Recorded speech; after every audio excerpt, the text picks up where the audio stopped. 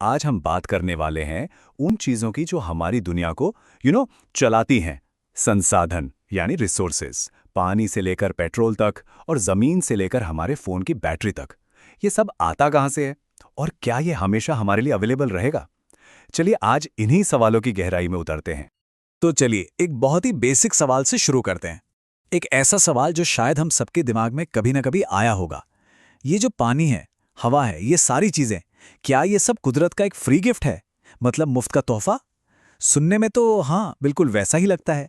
लेकिन असल कहानी थोड़ी अलग है। तो क्या संसाधन सच में फ्री है? चलिए पता लगाते हैं कि इसका असली मतलब क्या है।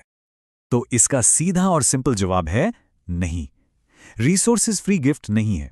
असल में ये ह्यूमन एक्टिविटीज का एक फंक्शन है। मतलब हम इंसानी तो हैं जो अपनी टेक्नोलॉजी, अपनी स्किल्स से कुदरत में मौजूद चीजों को वैल्यूएबल रिसोर्सेज में बदलते हैं। देखिए, कोई भी चीज ना अपने आप में रिसोर्स नहीं बन जाती।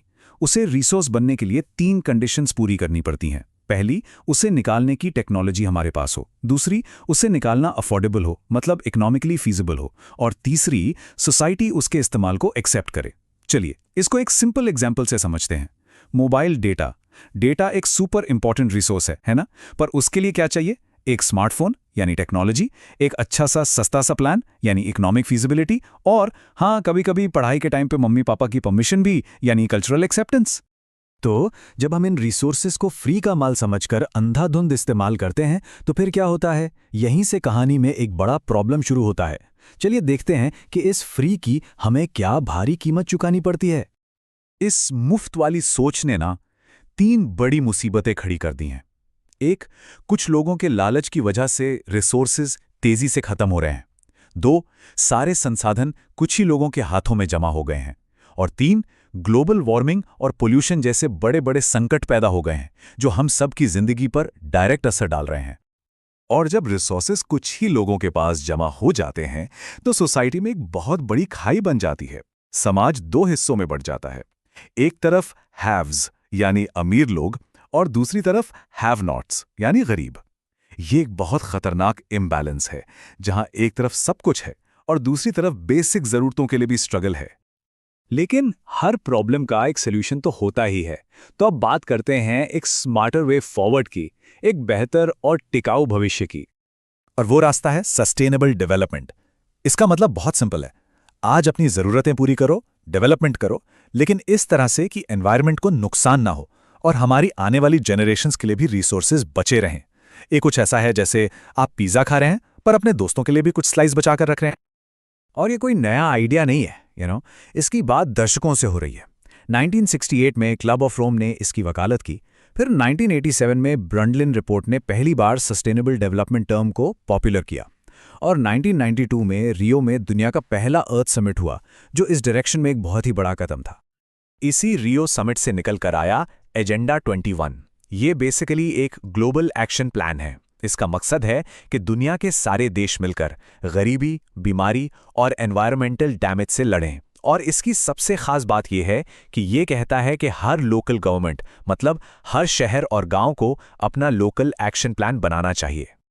तो चलिए अब इस ग्लोबल आइडिया को नेशनल लेवल पर लेकर आते हैं और देखते हैं कि इंडिया जैसा डाइवर्स देश इस चैलेंज से कैसे निपटता है।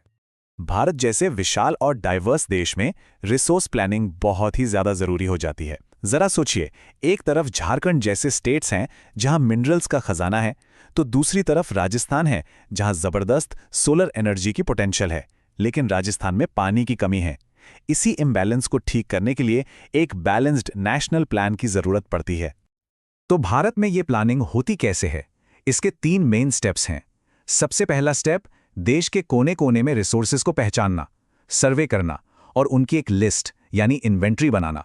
दूसरा, सही टेक्नोलॉजी और स्किल्स का इस्तेमाल करके एक प्लानिंग स्ट्रक्चर तैयार करना। और तीसरा और सबसे इंपॉर्टेंट, इस रिसोर्स प्लान को देश के ओवरऑल डेवलपमेंट गोल्स के साथ मैच करना।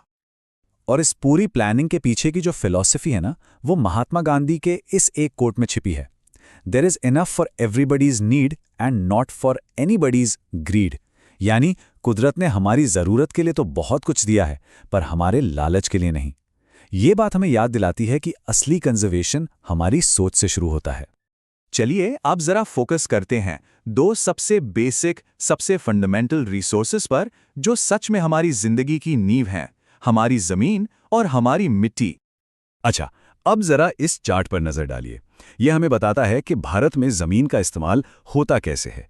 जो सबसे बड़ा हिस्सा दिख रहा है ना, करीब 46%, वो है नेट सोन एरिया, मतलब इतनी जमीन पर सीधे सीधे खेती हो रही है। उसके बाद लगभग 23% पर जंगल हैं।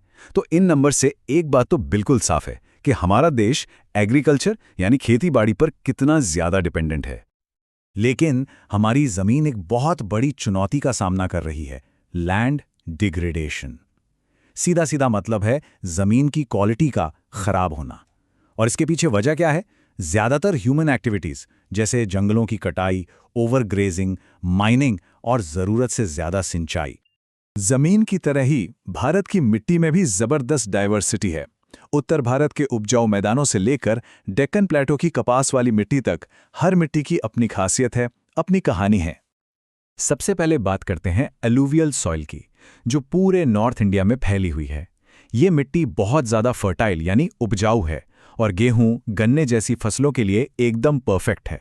हम कह सकते हैं कि ये हमारे देश की फूड सिक्योरिटी की रीढ़ की हड्डी है। नेक्स्ट अप है ब्लैक सॉइल, जिसे रेगोर सॉइल भी कहते हैं। जैसा इसका नाम है, ये कपास यानी कॉटन की खेती के लिए बेस्ट मानी जाती है और महाराष्ट्र, मध्य प्रदेश जैसे स्टेट्स में खूब मिलती है। तो ये जो मिट्टी का कटाव होता है, सॉइल इरोजन, उसे रोकने का सल्यूशन क्या है? सल्यूशन है सॉइल कंजर्वेशन। कॉन्टोर प्लाविंग और शेल्टर बेल्ट्स लगाने जैसे सिंपल लेकिन बहुत इफेक्टिव तरीकों से हम अपनी कीमती मिट्टी को बह जाने से बचा सकते हैं। और अब आखिर में एक सवाल सबके लिए। जरा एक पल के लिए सोचिए, अगर एक दिन दुनिया का सारा तेल, सारा पेट्रोल डीजल खत्म हो जाए, तो हमारी और आपकी जिंदगी पर इसका क्या असर पड़ेगा? हमारी लाइफ कैसे बदल जाएगी? इस पर सोचिएगा जरूर।